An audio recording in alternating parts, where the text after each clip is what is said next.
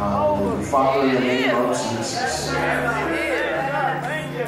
Lord, we're grateful on today.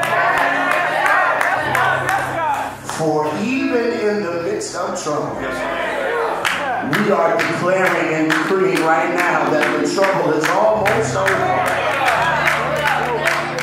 And Father, even if we're still in the midst of trouble, we are okay.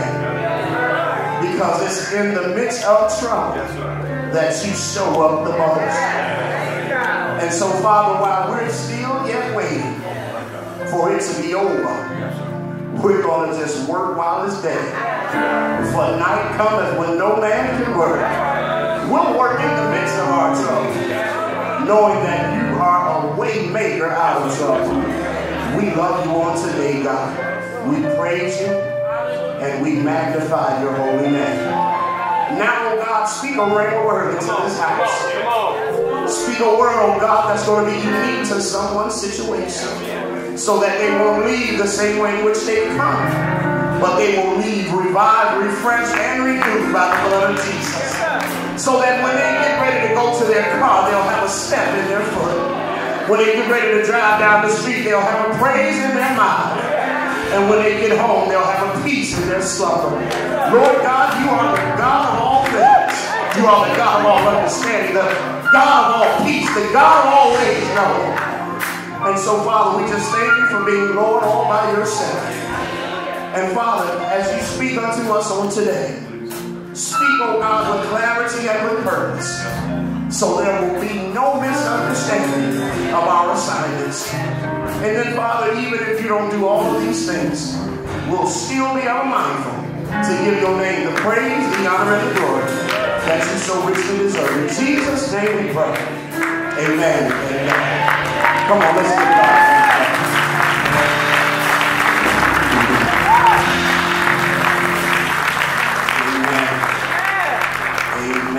Amen.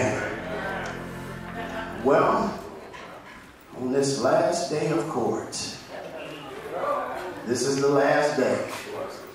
So I'm going to need every witness who's ever been called. I'm going to need the awaiting congregation to make sure that you understand the arguments that are being made on today, because there's only one left to make. And after we make that argument, we will decide, all right, is grace sufficient? But because we have to argue a different point today, I'm going to need this side of the congregation to rally for grace. And I'm going to need this side of the congregation to rally for mercy. Now, there's been times in all our lives where we needed them both simultaneously. But for the sake of argument today, this side pushes grace. This side pushes mercy. So grace, whenever you hear me say grace, just say amen and hallelujah. Mercy, whenever you hear me say mercy, you say what it is that mercy leads you to say. Amen. Let us stand for the reading and the hearing of God's holy word. 2 Corinthians, and you all know that this is not an expository argument. This is not an expository argument. 2 Corinthians 12, 9 through 7, or 7 through 9 says, "And lest I should be exalted above measure, through the abundance of revelations, there was given to me a thorn in my flesh, the messenger of Satan to buffet me, lest I should be exalted above measure. For this thing I besought the Lord," how many times? "That it might depart from me. And he said unto me, My grace is sufficient for thee. My strength is made perfect in weakness. Most gladly, therefore, will I rather glory in my infirmities, that the power of Christ may rest upon me. Therefore, I take pleasure in infirmities, in reproaches, in necessities, and in persecution, in distress for Christ's sake. For when I am weak, then am I strong." Family, help me argue for the last last time, the gift of grace. Yes, sir. Oh, grace got it. Grace got it. Grace got it. Grace. When I was growing up, I wasn't a bad child.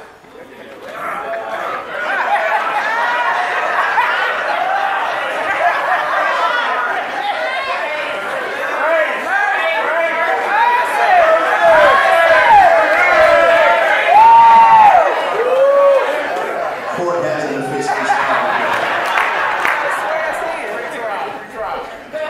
When I was growing up as a child, wasn't a bad kid by any means or any stretch of the imagination. But what I was is I was like most of our young people today. I was simply mischievous in my approach to life. All right.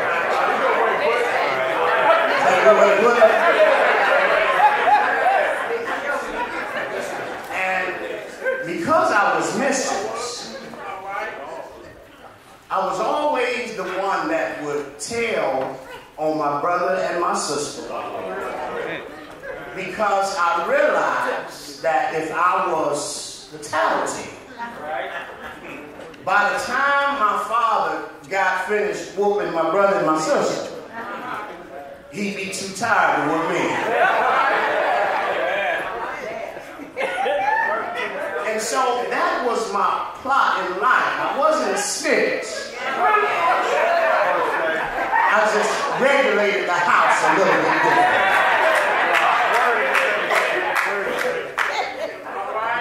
But then one day my mother left to go to work early. My sister was out playing with her friends.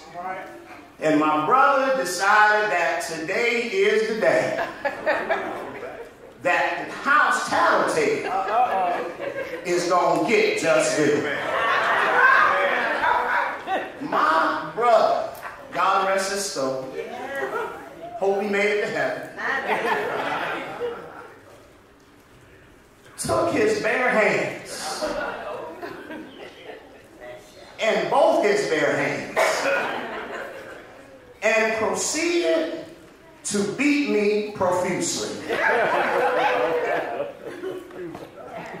My brother beat me to the point where I ran and I hid in the kitchen. Because there was a space in the kitchen, a room off to the side, just big enough really for one person to be there.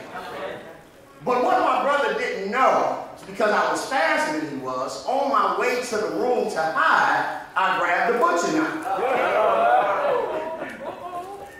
And so when my brother got in there, y'all, it is what it is. When my brother got to the room in the kitchen, off to the side, he came on in there. He was like, "You ready for some more?" By this time, y'all, I wasn't ready for no more. I didn't want no more. I took the butcher knife out, and I said, "You got one more time to hit me, and I'm going to cut you from the rooter to the tuck." Only my cousins from Mississippi who here today know what I'm talking about. Y'all from the South, y'all don't know, from the North, y'all don't know what being cut from the rooter to the tuck. Y'all know what that is? That means I'm about to cut you real good. When he saw the knife, put his hands up and said, "Man, wait a minute, what is you doing?" I said, "We fighting, right? It ain't no rules in fighting, bro." I said, "You done beat me like I don't even belong in this family, and now you want to raise your hands up talking about what we doing. We doing what we still doing. And guess what you about to get? You about to get what you deserve." All right. You want something? All right. Said it. And he said one thing to me. He said, "My punches ain't gonna do nothing but hurt you." He said, "That knife could kill me." Wow. Wow. And all I could do was put the knife down. Wow. And I started thinking, all my life, I had to fight. No, that's not.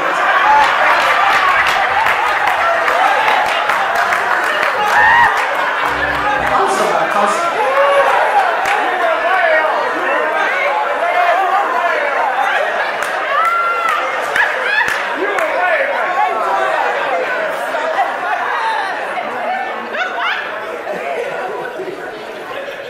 All of my life, Rose, I've been put in precarious positions, in didactic dilemmas, and there was times that I was in a situation where I was getting beat up so bad. But all of a sudden, when I was getting ready to get to that point where my whooping was about to kill me, that's when God would step in right at the right time, and he would issue me up enough grace. He would issue me up enough mercy. Even though I was hurting and I was in the midst of my trial and my tribulation, he never gave it much a point that whatever I was going through was going to be able to kill me. Now, it may have hurt me, it may have damaged me, it may have bruised me, it may have broken me, but how many of you know we got a Father that steps in with this much grace and this much mercy? He will stop that pain in the midst of his tracks, but here's what you got to do. The same way that you want grace and mercy issued, you got to make sure you issue grace and mercy to all people. I wish y'all talk back to me. See, we want God to be gracious to us, but we want to judge and we want the law to take place for everybody else. How many of you know that Christ said, I came to do away with the law, but guess what? He's still here in order for us to have enough of this and enough of that. Let's get to the argument. Let's get to the argument. Somebody say, thank you, Jesus. Thank you, Jesus. Here, when you start to understand that when Paul, and we're going to talk about Paul a little bit today, when Paul was making this argument that he didn't understand why when he asked Jesus 3 times, he told him no. And I don't know about you, but I'm a father, and a lot of you are fathers, and sometimes the best thing we can ever tell our child is no. And the reason, Reggie, sometimes the best thing is to tell them no is because if we keep telling them yes, then they'll never know how to respond when the world tells them no. See, when I tell you no, I'm going to give you an explanation. And then that no may eventually turn to a yes. But if the world gives you a no with no explanation, then you don't know how to act in that situation in order to turn that thing around so it'll eventually become a yes. Oh, church, listen, when my parents told me no, they would always tell me why no. But now their no wasn't always a no all the way through. It was a no for this time right now. And this is what God does with us. Sometimes he tells us no, and it may just be no for a season because what he ultimately has for you has not yet been prepared, so he can't give you a yes because what you deserve ain't ready yet, so I'm going to have to tell you no. I wish I had a church in here that's okay with God saying no, because how many times you know when he tells you no, this yes that's coming is so much better. Dr. Montgomery, he said no at the end, but watch what's coming later. Tell your neighbor, it's going to be greater later.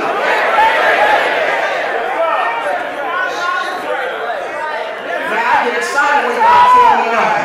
Because see, when sometimes I'm asking, and guess what? I'm only asking for this much. And God is saying, no, I don't want you to just have this much. He said, I don't want you to just have just enough to get by. He said, when I say yes, my yes gonna be just like this. And he said, my yes, I'm gonna open up the windows of heaven and pour you out a blessing that you won't have room enough to receive. He said, when I say yes, your cup gonna run it over. When I say yes, your cup gonna run it over and the spoils gonna run to the saucer. When I say yes, it's gonna fill up the saucer and gonna run down to the table. When I say yes, not only is it gonna run down to the table, but it's gonna take up the whole conference of the room. When I say yes, everybody gets yes.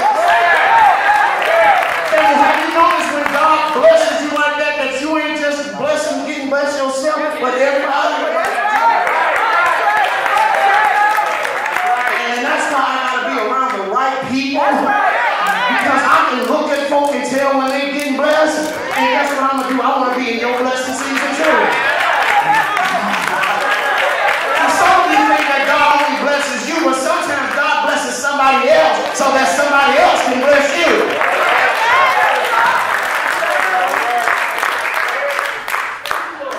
So in the argument, we've been talking about grace. And y'all getting weak over there. But we have yet to talk enough about mercy. What is mercy? There are several Hebrew words that are associated with God's mercy. I want y'all to write this down. The first word is kaporeth. Kaporeth. K-A-P-P-O-R-E-T-H. That's a Greek word, kaporeth. And it means ransom, propitiatory, or mercy seat. Kaporeth.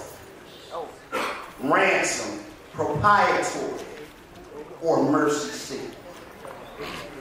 The second word is racham. R-A-C-H-A-M.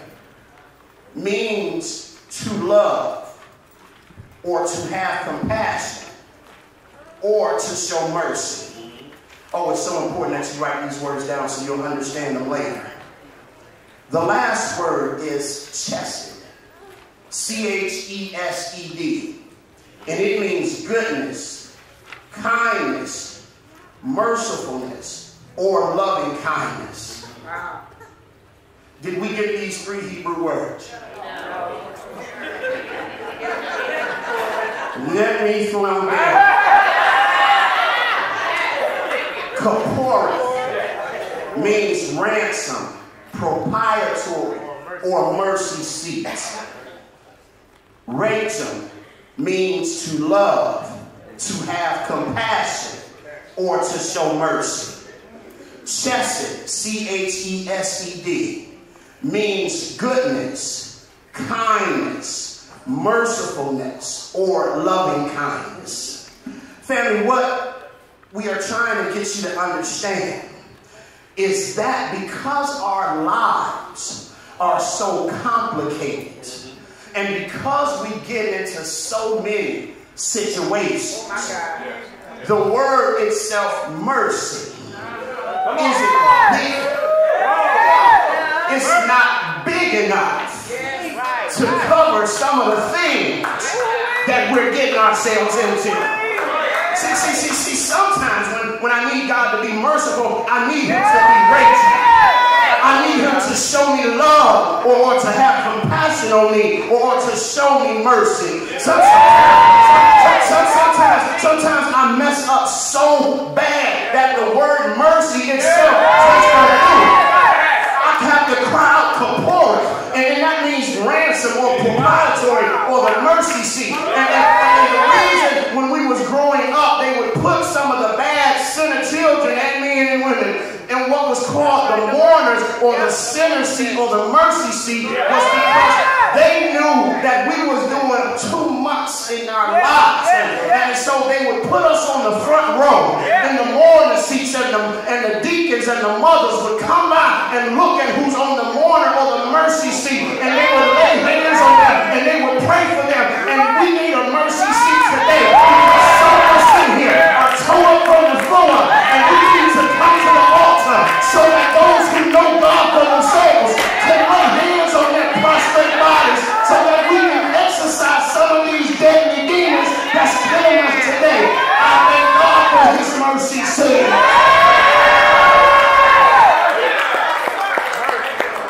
It's on the mercy seat that you learn how to act right. It's on the mercy seat you learn how to pray.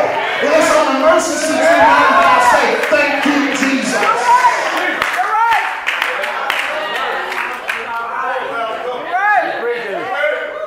These Greek words are associated with mercy in the New Testament. In the New Testament, we see elamai. It means to show mercy, or to have pity, or to have compassion, or to be merciful. Yes. All right.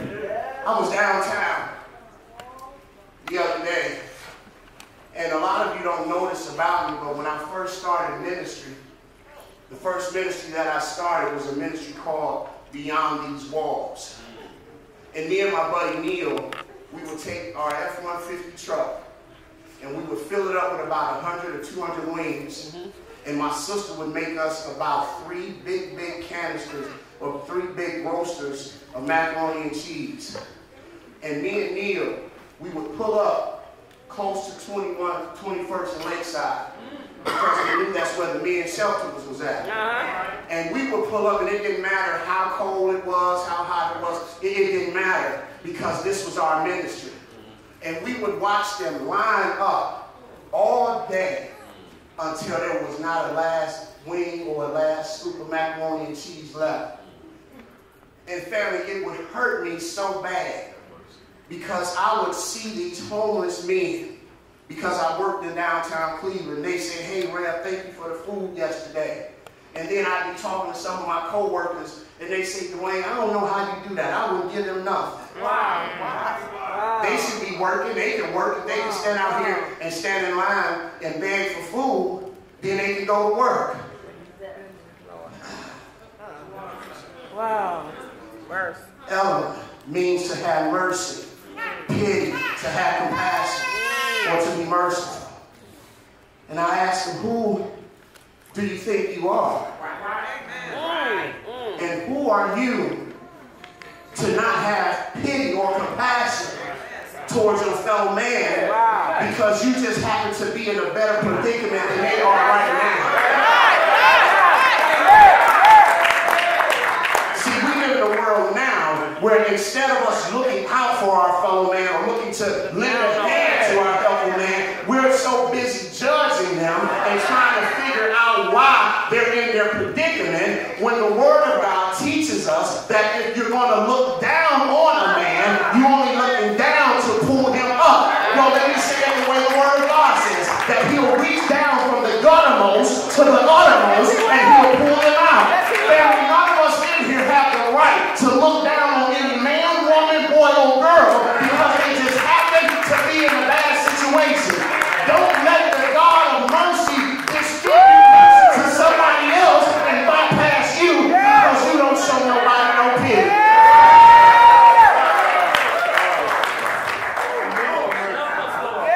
God's mercy is tender-hearted, loving compassion for his people. It is his tenderness of heart towards the needy. If grace contemplates humans as sinful, guilty, and condemned, mercy sees them as miserable and needy. Thank you. Yes, sir. Yes, sir. Grace keeps us.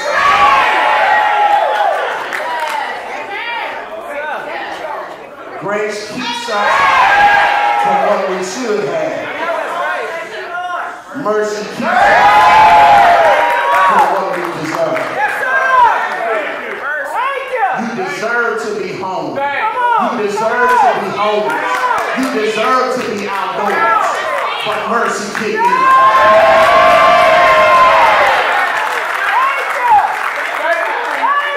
No, you're no good. No, you shouldn't be able to take care of yourself. No, you shouldn't be able to fend for yourself. No, you shouldn't be able to pay your bills. But grace steps in.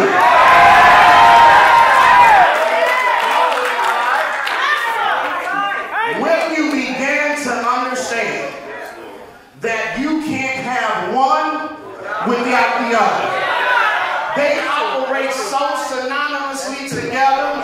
It's just like when you hear Frick, you gon' hear Frack. When you hear Jack, you gon' hear Jim.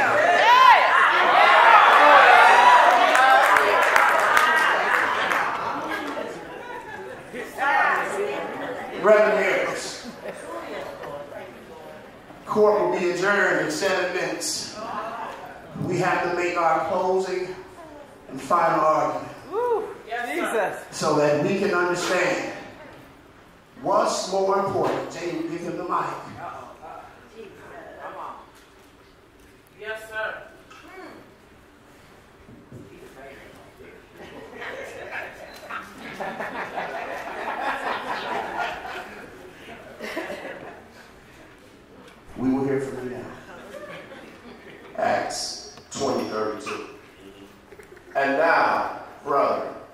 I commend you to God and to the word of his grace, which is able to build you up, all them which are sanctified. Right.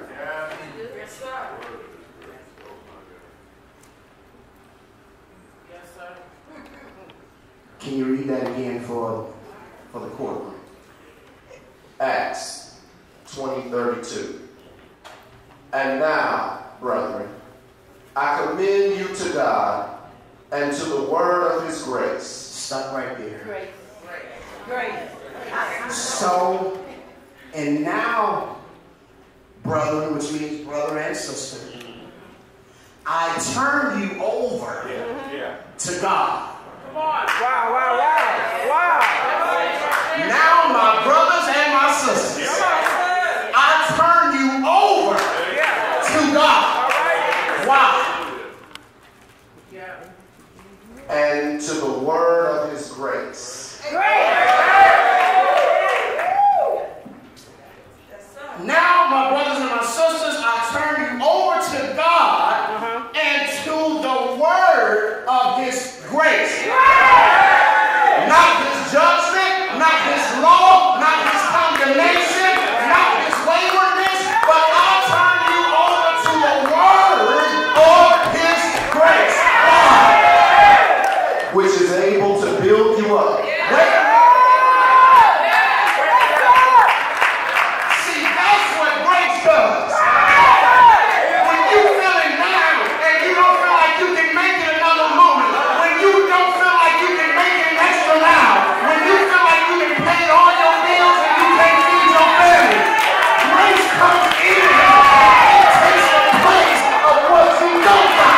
So you may be without, but when grace steps in, it fills the void.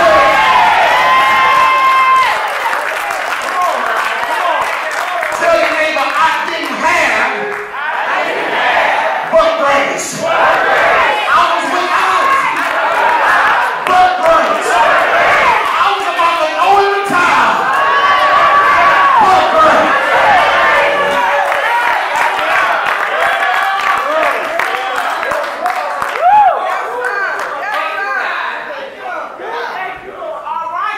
Now, my brothers and my sisters, I turn you over to God so that he can build you up with the word of grace to you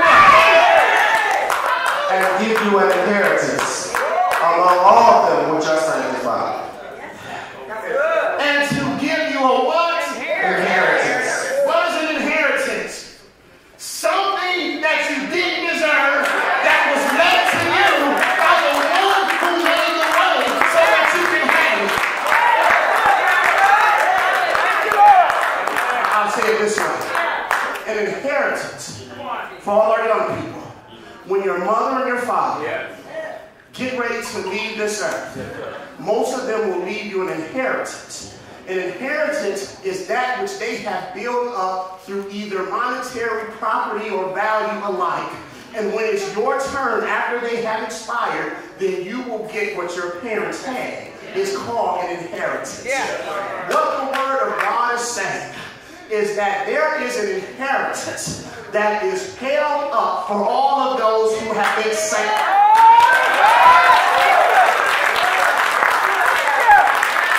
This inheritance isn't just for everybody. And this is why you don't ever have to get mad when it looks like somebody else is prospering and you're not prospering. You know what? This may be a season to prosper on this side of heaven. But if this is all I got, I want more than just what's on this side of heaven. I know that I got an inheritance coming and it's set aside for all of us who have been sanctified.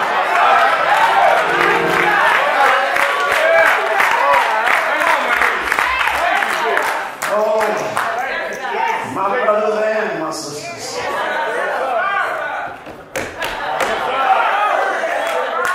Come on, Pastor.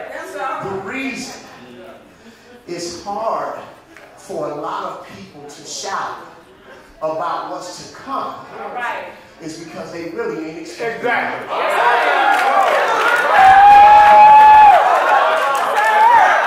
That's right.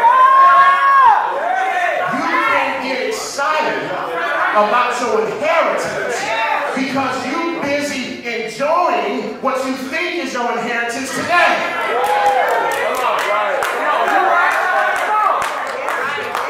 You just like the son who was prodigal, who couldn't wait until his father died in order to get the inheritance. So his father decided that, you know what, I'm going to go ahead and give you your inheritance now. But how many of you know the worst thing in the world you can ever do is give somebody something they ain't ready for?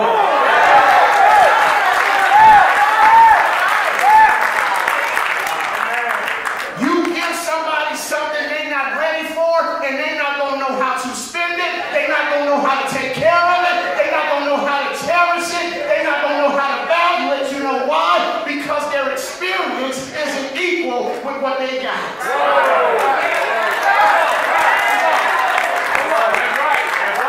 So if God is saying, I need my child, my children, the sanctified ones who have been set aside, I'm going to need them to suffer for a little while. But after their suffering season is over, when they come see me, they're going to have a great inheritance. Can I share some with you? Our God's so good, sometimes he don't make us wait for everything, but he gives us a little bit on this side, just so we can know he is our God.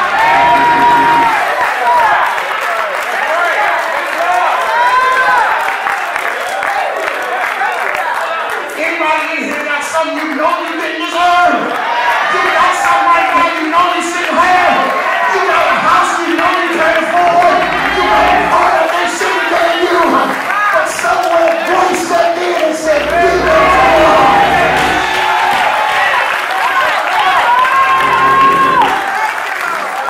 my God, my God.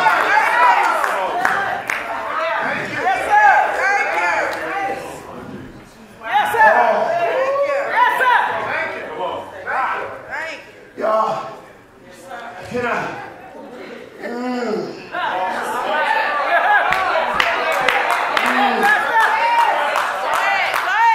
Is it okay if I share my testimony with you? All right.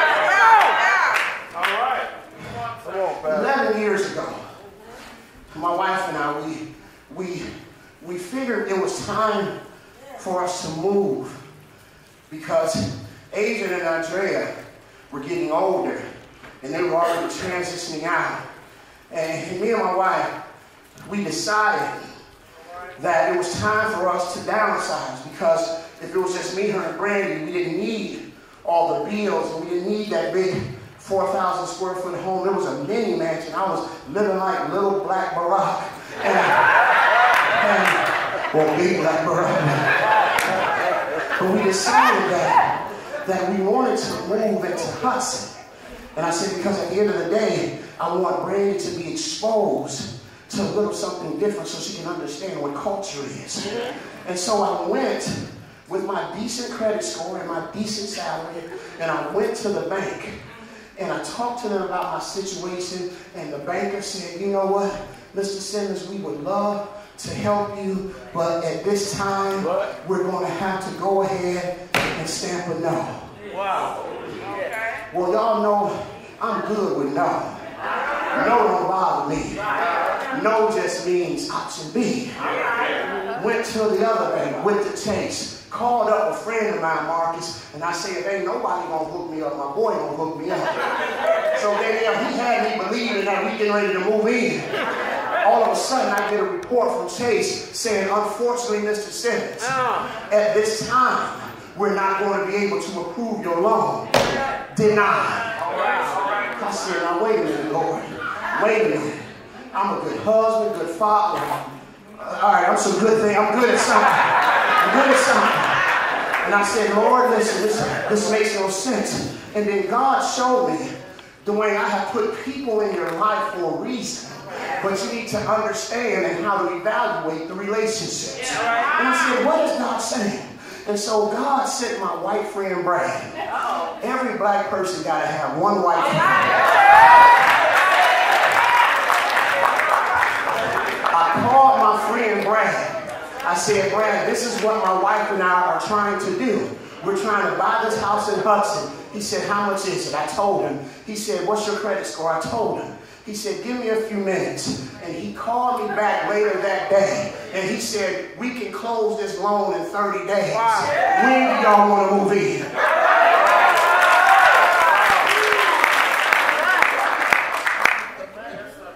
Got the house. Moved in the house because of our white friend. After about 6 years in the house, I decided that I wanted to do ministry full time. All right. So I left my corporate job, my 6-figure salary. I left it on the table because I said, now God, it's time to take Mount Pleasant to a whole nother level. Okay. And family, we did. We bust the walls out here.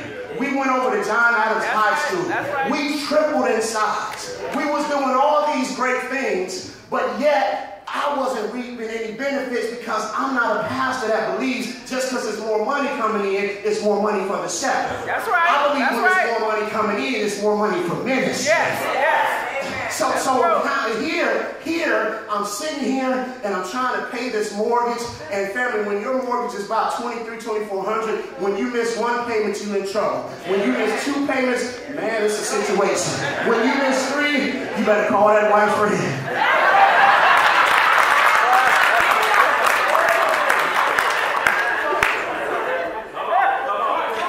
Give me 1 minute, give me 2 minutes. Give me 2 minutes. House got foreclosed on. Come on. Here's the prominent man of God. Coming to church every Sunday. House in foreclosure. Car about to get repossessed.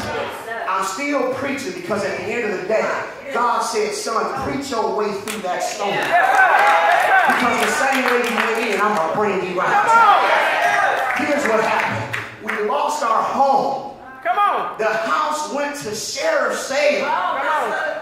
And someone else bought our house. Come on. Me and Tanya is sitting at the table trying to figure out what the hell we about to do. Come on. Come on. All of a sudden the doorbell rang.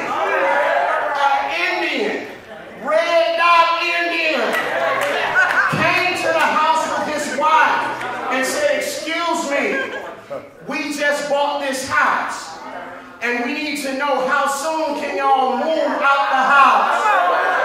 And I said, well, listen, we've been here 7, 8 years now. We got a lot of stuff to move. So we start, because they bought the house sight unseen. We walking through the house. The husband said, Dwayne, do you really want to leave your house? Come on. And I said, Saran, man, I'll be honest, I don't want to leave. He said, Dwayne, let me go home. And let me think about what I can do that I can help you and your family stay in this house. He came back the next day. He said, can you afford this? I said, yeah, I can afford that. He said, give me that and give me last month's, and then you and your family go ahead and stay. And he said, but what I want you to do is I want you to keep paying on this house until you feel like you can buy it back. Family, I had to pay this man for 4.5 years on the first of every month. And about 6 months ago, he came to me and said, Dwayne, you paid enough. This is no house. The Lord called in and he said, Mr. Six, you buy your house back. Wait. At the time, we owed $295 on the house. Saran say drop it down to $275 because he paid me on time. The house is worth $400,000 right now.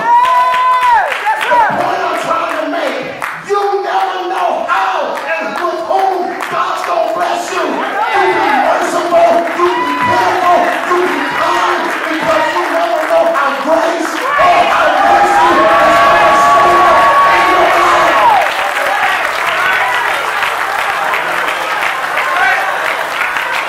God has folk who didn't even know my name. Take care of me.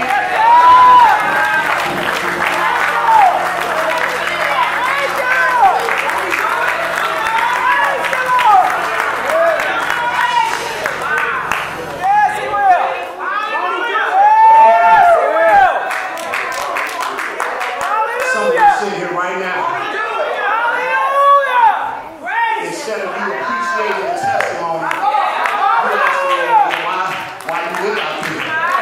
Instead of you understanding what grace and mercy about, you try to figure something else out. And that's why a lot of you can't get blessed. Because you're looking at the situation instead of looking at the God that can get you out of the situation.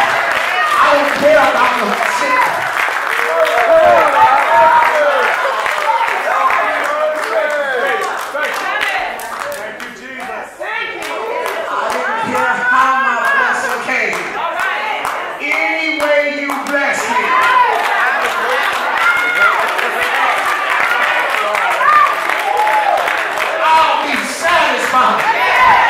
Stop worrying about what the blessing looks like. Stop worrying about what it smells like. Stop worrying about what it's just like. Just tell the Lord in your name.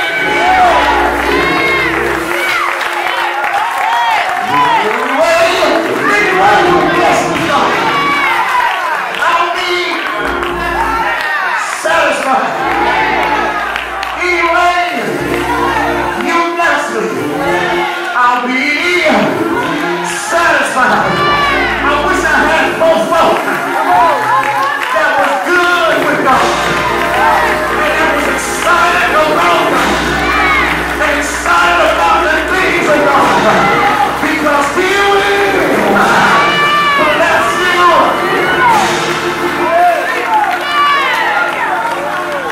Tell your neighbor, He will.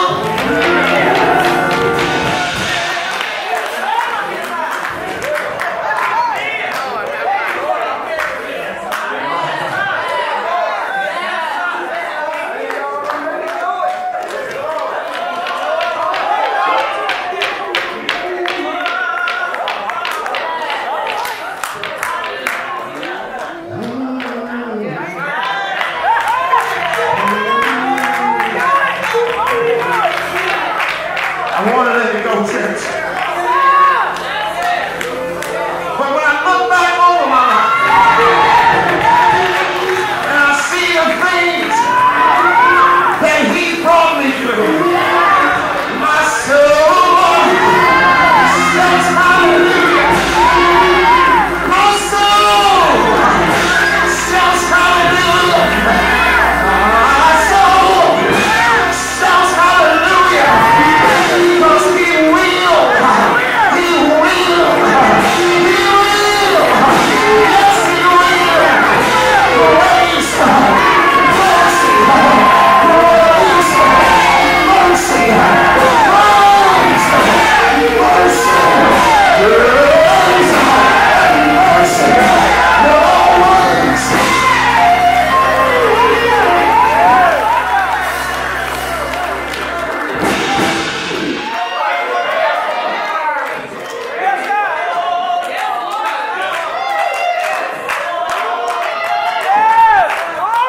whatever you're going through, grace and mercy will see you through. Whatever you're going through, grace and mercy will see you through. Whatever you're going through, grace and mercy.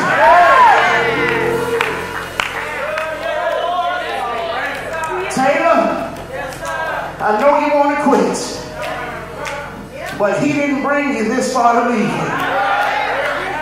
Grace carries you, and mercy keeps you. My God in heaven.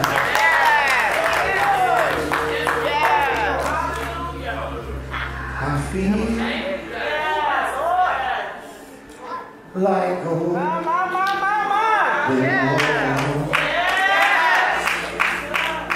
God. I feel like gold going on. Though trials come on every hand,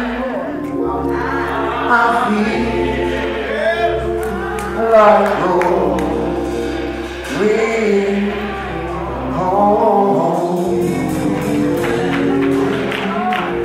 I feel like pressing my way. Anybody feel that way? I feel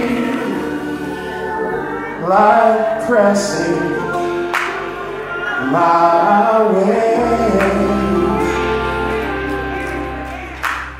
Though trials come on